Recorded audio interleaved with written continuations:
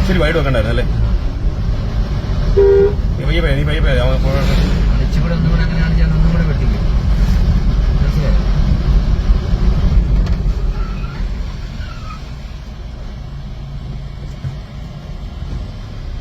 ഇവിടെ താഴെ ഇനി എടുക്കും ലോങ് ഫ്രണ്ടോട്ട് എടുക്കും.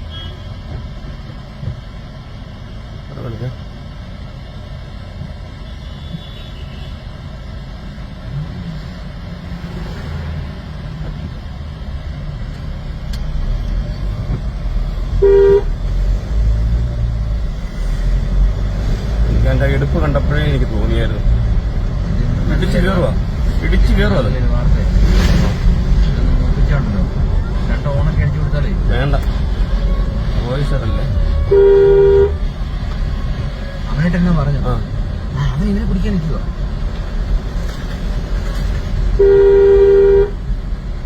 അവനായിട്ട് എന്താ പറഞ്ഞതാ? വൈകി പോവാണ്.